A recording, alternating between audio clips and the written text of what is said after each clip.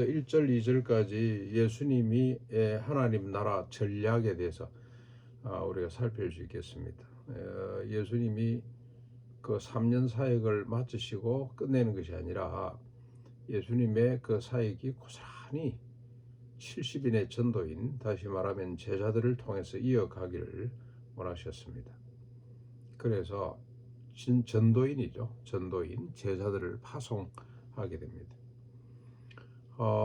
그런데 이 전도, 다시 말하면 하나님의 나라의 시급성에 대해서 예수님 말씀하시는데, 추수할 것은 많되 일꾼이 심히 적다. 그래서 주인에게 요청해서 추수할 일꾼을 보내달라고 하거라는 겁니다. 계속해서 이 하나님의 나라 운동을 위해 사람들을 불러내야 되는 거죠.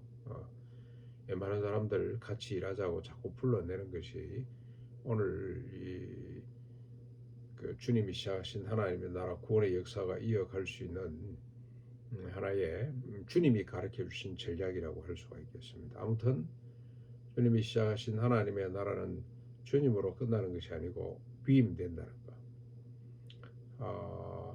그러면서 이제 3절로 12절까지는 전도인들이죠. 주님의 제자들로 살아가는 사람들의 삶의 자세, 어떤 전략의 중요한 하나의 또 요소가 되겠는데요. 먼저 어린 양이 이리 가운데로 보냄을 받는 것처럼 우리가 어린 양이고 세상은 일입니다. 이리 가운데로 보냄을 받는다는 사실을 잊지 말아야 된다. 그래서 뱀처럼 지혜롭고 비둘기처럼 순결하게 이 사명을 감당을 해야 된다. 이런 자세가 요구되고요. 두 번째로 전대나 배낭이나 신발을 갖지 말거라. 길에서 아무에게나 문안하지 말라고 하시는데, 이 문안한다는 것은 사람을 끌어들이는 걸 말해요. 인간적으로 자기 편을 만든다거나 또는 무슨 회원을 만든다거나 이런 짓은 하지 말라는 겁니다. 전대나 신발이나 배낭이나 그리고 사람을 끌어들이려고 하지 말아라. 아마 이 사람을 끌어들인다는 것은 물질 때문에 그렇게 하겠죠. 그 다음에 세 번째로 어느 집에든지 평안을 빌고 들어가서 영접해 주면 머물고, 영접해 주지 않으면 발에 먼지를 떨어서 증거로 삼아라. 내가 책임질 수 없다. 하나님의 나라를 영접하지 않는 것이기 때문에 그렇게 발에 먼지를 떨어라. 그런데 어느 집이든지 들어가서 평안을 빌고 머물기를 요청해야 되는 것은 일꾼이 싹쓸 받는 것이 마땅하기 때문에, 그래서 더 적극적입니다. 그렇죠? 인간적으로 생각을 해서 내 편을 만들어서 지원을 받고 그다음에 또 계속해야 되는 생각이 아니라, 어디를 가든지 누구 집에 가든지 그냥 그 집에 들어가서 내가 좀 며칠 머물기를 원한다, 나를 좀 받아달라, 부탁을 하라는 겁니다. 왜 그러냐?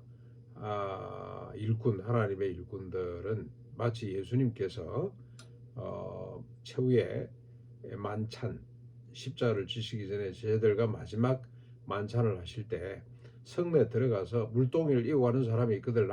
그냥 그 집에 찾아가서 주인에게 주님이 쓰실 방이 어디 있냐고 좀 내놔라고 그렇게 하라. 그 다음에 주님이 예루살렘에 입성하실 때도 마찬가지죠.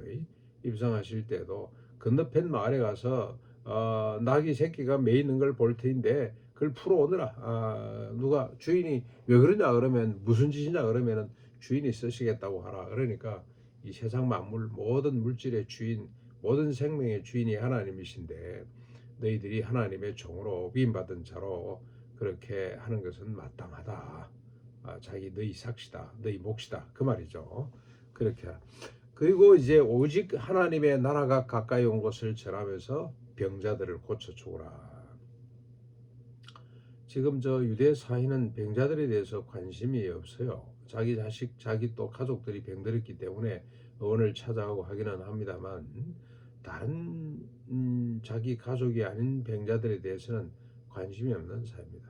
그 사람들은 무슨 죄가 있어서 그렇든지 하나님께 저주를 받아 고통받는 사람들이기 때문에 오히려 끓임의 대상이 되지 관심의 대상이 아니란 말이죠. 그런데 하나님의 나라는 어떻습니까? 세리나 창기들이나 죄인들이나 장애인들이나 이런 사람들과 같이 함께 먹고 마시고 하면서 그들을 위로하고 치료하고 하는, 그러면서 천국의 복음을 전하는 하나님의 나라죠. 정의와 평화와 인애, 모든 인간의 존엄과 안정과 행복을 추구하는 하나님의 나라를 선포하라. 꼭 그렇게 딴짓 하지 말고 이거 해야 된다는 겁니다. 그리고 계속해서 16절까지 계속 나옵니다. 너희 말을 듣는 자는 곧 내 말을 듣는 것이요 너희를 저버리는 자는 곧 나를 저버리는 것인 줄 알아라. 무슨 말입니까? 너희와 나는 동등하다는 거죠. 동일하다. 이 말은 그 주님의 권한을, 주님의 그 이 권세를 그대로 제자들에게, 전도인들에게 위임했다는 겁니다. 그 말입니다. 얼마나 참 영광스러운 이야기인지 모릅니다. 너희 말을 듣는 자는 내 말을 듣는 것이고 너희 말을 듣지 않는 자는 곧 내 말을 듣지 않는 것이다. 주님과 전도인, 주님과 제자는 동등하다는 겁니다. 그만큼 주님께서 큰 권세를 위임해 주셨습니다. 이 권세를 우리가 땅에 파묻어 놓으면 안 됩니다. 한 달란트 받은 자처럼 땅속에 꽁꽁 파묻어 놓고 내가 뭔데 이런 일을 하고 내가 뭐라고 이런 일을 할 수가 있겠나, 이런 생각을 하는 것은 불신앙이라 이 말입니다. 그러나 어떻습니까? 세상은, 이스라엘은 고라신, 베세다, 가브나움, 확장하면 세상이 되겠죠. 만만치 않을 것이다라는 것을 잊지 말거라. 하늘에까지 높아지려고 하는 욕망과 그로 인한 교만 때문에 하나님의 나라와 병든자를 고치는 것에 주목하지 않을 것이다 라고 주님이 경고를 합니다. 절대로 그렇지 않을 것이다. 세상이 만만치 않을 것이다. 하나님의 나라를 환영하지 않을 것이다. 이게 제자들이 알고 있어야 될 자세이기도 합니다. 그리고 더 계속해서 쭉 보시면 20절까지 보시면 이렇게 하나님의 나라 권세는 예수님께로부터 제자들에게 완전히 위임이 되었는데, 제자들이 이렇게 파송을 받고 둘씩 짝을 지어서 그 인근 지역으로, 주님이 가시려고 했던 지역으로 제자들을 이제 보내신 거 아닙니까? 그러니까 둘씩 짝을 지었으니까 35개 팀이 되겠죠. 35개 팀이 이게 시간이 얼마나 걸리는지 모르겠는데 가서 아마 반나절 정도 돌다 왔을 겁니다. 그렇게 하루 종일 했을지도 모르겠고요. 딱 그 35개 팀이 나가서 활동했을 만한, 걸어가서 활동하고 돌아올 만큼의 거리가 제가 보니까 영등포 구청만한 것 같아요. 영등포 구청. 그래서 지역 교회가 커버해야 될 영역, 영등포 구청 정도, 아니면 제가 조금 더 축소하면은 우리 당산동 정도가 되는 것 같습니다. 당산동. 그러니까 이게 큰 지역은 아닙니다. 그리고 또 그 사람들이 또 제자들을 또 만들어서 파송을 하고 35개가 나와서 또 하고 그래서 이 온 세상을 커버할 수 있도록 하나님이 주셨는데, 그들이 갔다 와서 하는 보고가 기가 찹니다. 주의 이름 앞에 귀신들도 항복하더이다. 우리가 주의 이름으로 이야기를 했더니 귀신들이 그냥 벌벌 떨고 우리 앞에서 항복을 했습니다 하는 보고를 하게 됩니다. 주님의 권한이, 주님이 하셨던 일이 제자들에게 고스란히 이제는 전가되었다는 겁니다. 근데 주님은 이 보고를 들으시고 더 놀라운 말씀을 하시는 거죠. 너희들이 나가서 전도할 때 귀신들이 항복하는 정도가 아니고 사탄이 하늘로부터 번개같이 떨어지는 것을 내가 보았느니라. 귀신의 우두머리 사탄이 하늘로부터 떨어지는 일을 내가 보았느니라. 그런 일이 벌어졌다는 거죠. 그렇죠? 그러면서 주님 뭐라고 말씀합니까? 내가 너희에게 뱀과 정갈을 밟으며 원수의 모든 능력을 제할 권능을 주었으니 너희를 해칠 자가 결코 없을 것이다. 뱀과 정갈을 밟고 원수의 모든 능력을 제어할 권세를 주님께서 제자들에게 위임해 주셨습니다. 놀라운 일입니다. 이 제자 한 사람의 권위가 이렇게 높습니다. 근데 우리가 대부분 이걸 그냥 땅속에 파묻어 놓고 있는 것이 아닌가. 이렇게 하나님이 큰 권세를 주셨는데 왜 이럴까. 근데 주님이 이렇게 기뻐하는 제자들에게, 이렇게 놀라워하는 제자들에게 한 말씀 더 하시죠. 뭐라 그럽니까? 이보다 더 귀한 것, 더 기뻐할 일이 너희에게 있다. 귀신들이 너희에게 항복하는 것보다도 너희 이름이 하늘에 기록됐다는 사실, 이게 더 기뻐할 일이다. 더 영광스러운 일이다. 아무리 주님의 권세를 가지고 세상을 구원한다 해도 자기가 구원을 받지 못하면 아무 소용이 없는 거죠. 그래서 너희들이 이름이 하늘에 기록된 것, 이거로 인하여서 더 기뻐하거라 하고 말씀을 합니다. 그리고 이제 마지막 24절까지 쭉 보시면, 이렇게 하나님의 나라와 복음 전파의 권한을 위임하신 주님이 기뻐하시고 하나님께 감사 기도를 드립니다. 천지의 주제이신 아버지여, 이 하나님의 나라와 구원의 복음을 지혜롭고 슬기는 자들에게는 숨기시고 어린아이들에게 나타내심을 감사하나이다. 옳소이다. 이렇게 된 것이다. 아버지 뜻입니다. 내 아버지께서 모든 것을 내게 주셨으니 아버지 외에는 아들이 누구인지 아는 자가 없고, 아들도 또 아들의 소원대로 계시를 받은 자 외에는 아버지가 누구인지 아는 자가 없나이다. 이 하나님의 나라를 이해할 사람이 아무도 없는데, 이렇게 순진한 제자들에게, 그리고 아주 비천한 자들에게 드러내 주시니 감사합니다. 주님이 기뻐합니다. 그만큼 하나님의 나라가 구원이 뭔지를 이해하기가 어렵다는 뜻이죠.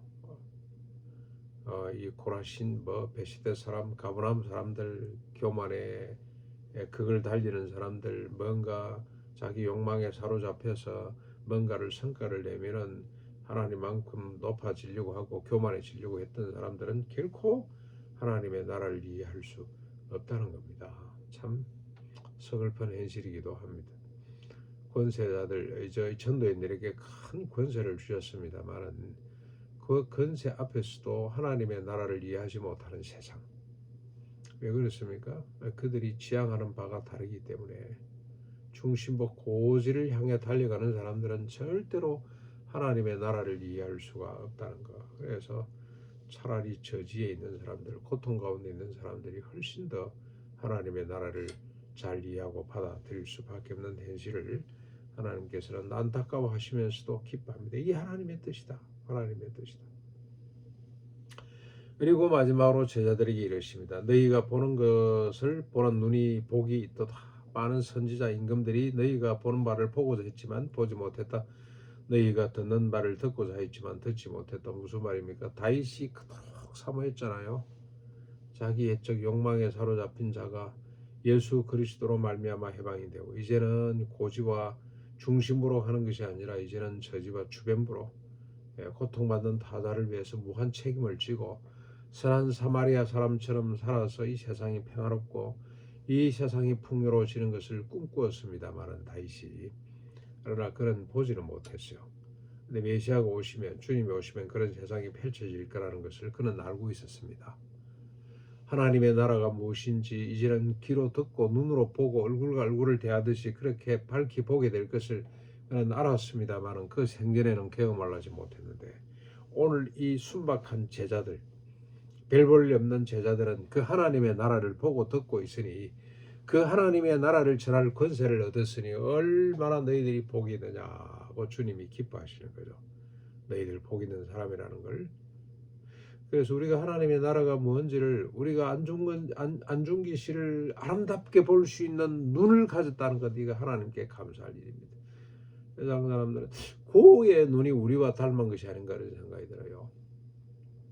다 늙어 빠진 창기를 아내로 맞이하고, 아이도 딸린 그 여자를 아내로 맞이하고, 그를 예쁘게 볼 수 있었던 눈을 가진 이 고, 그러나 그 여인은 정작 고의 또 아름다움을 알지 못했더랍니다만은, 이런 눈을 가진, 이런 귀를 가진 너희들이 참 복되도다 하고 주님이 기뻐하시고 하나님께 감사하는데, 오늘도 우리가 이런 복받은 사람임을 우리가 알고 하나님 앞에 감사할 수 있기를 바라고, 이런 눈을 가진 사람을 만날 수 있게 해달라고 계속 기도하고 우리 동력자들을 모을 수 있기를 바랍니다.